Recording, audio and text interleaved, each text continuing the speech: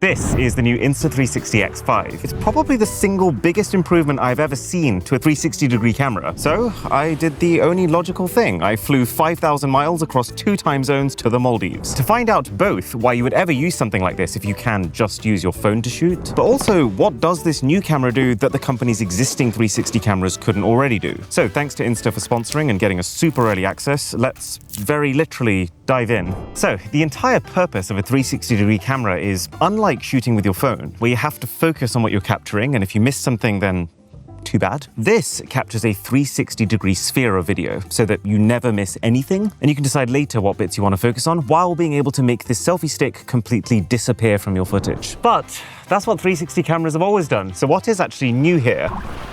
Well, if you've paid a lot of attention to the smartphone market these days, then you'll probably be aware that we'd be lucky to get a 20% improvement to one of the camera sensors on them. Do you know what they've done here? Each camera on the X5 has a 144% larger sensor than the already 9 out of 10 rated X4 camera from just last year, which is such a boost to video quality that the second you start recording with the thing, it's like you're shooting with 4 different cameras simultaneously. Because you're capturing all angles at once, and now in such high resolution, 8K, which Insta360 then processes in 11K using something called super sampling, it means each individual viewpoint is almost the equivalent of a full phone camera's image. Just to be clear, you're capturing all of this in one go, in one shot. There is an even bigger perk that comes with this quality upgrade, but we're getting there. Because before that, you will almost definitely notice number 7, the audio upgrade. So here's the thing with recording on phones. I think the iPhone, to be honest, is a fantastic starting camera, and the sound quality is incredible on it. But where it starts to break down is when you're trying to use it for extreme conditions that it just wasn't designed for. So let's say, for example, that I am in about 5 minutes going to be absolutely pacing it on this jet ski. Phone microphones aren't designed to be able to block out wind noise, so your end clip is just going to sound like this. The X5 is designed with all of this stuff in mind, so it's just naturally going to sound a lot better. It's partly down to software, but it's mostly just that Insta have had the space here to put in a proper physical multi-layer steel mesh wind guard. But what if you accidentally drop the thing while you're on your high-speed adventures? There's no brakes on this bike. Oh god.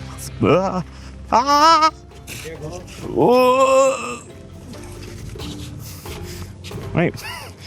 I nearly full-sended myself into the water.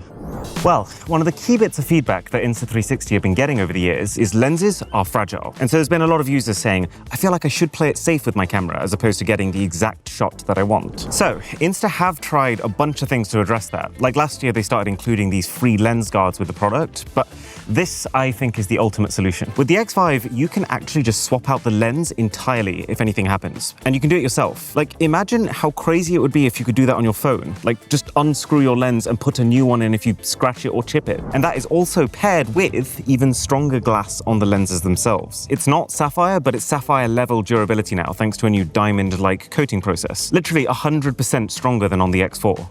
And the other side to that durability coin is waterproofing. Insta360 have essentially gone around the entire design and targeted all the points of vulnerability, like the USB-C port, which means that instead of the previous ability to withstand 10-meter depths, this can now handle 15 meters. For context, by the way, an iPhone 16 Pro Max could survive theoretically about 6 meters, but you'd also have a bunch of other issues crop up, like your screen going haywire and saltwater just causing long-term damage internally.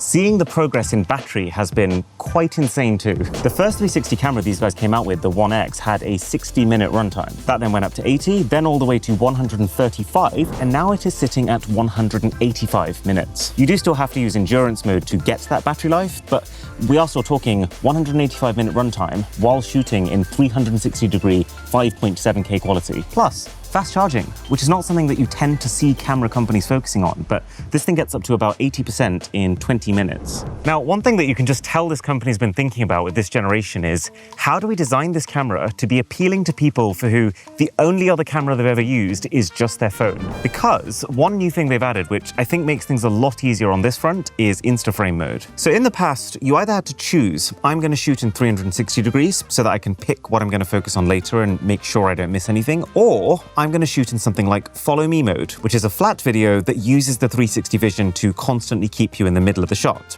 The X5, though, can shoot what you're seeing right now, which is both types of video at the same time with InstaFrame Mode. It's just the most mindless thing, having both the ability to tune everything afterwards, but also this instant, immediately ready to post video at the same time. That's one of the things that they've done to make things easier this time around. It's not the only thing. Like, for example, twist to shoot. While the camera is on the selfie stick, 2 little twists and you can start and stop recording without even having to touch the thing. Or the Insta360 app. I always thought it was decently intuitive, but it's now more organized. The thumbnails automatically recognize and highlight people, so at a glance you can see even clearer which shot is which, and it's also now just way quicker to export footage straight to your phone's photos library. Plus there is now an Insta360 cloud, which can free up your SD card space immediately and also means your friends and family can jump on and see what you shot. All finished off with AI editing and AI effects that just work better. Way higher success rate of seeing an idea you like, clicking it, and then being actually really happy with how that idea has translated to your footage.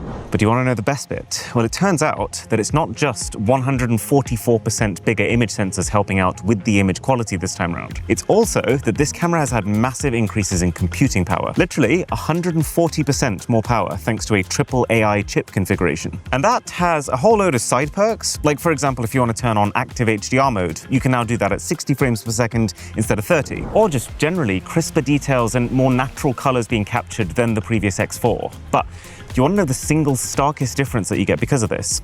It's pure video. Video that essentially takes advantage of the full power available on this camera, with AI noise reduction, optimized dynamic range, and this basically erases what I'd consider the final remaining concern that people have had with 360 cameras. Performance has always been good in the day, but it's night where you start to notice, frankly, a spectacular improvement in noise and general visibility. So long and short of it, this is the best 360 camera on the market. Now, you don't necessarily need one if you already are recording with a high-end phone, but the advantages of this become more and more clear compared to a phone the more adventurous you're planning on being. So link below to check out the Insta360 X5.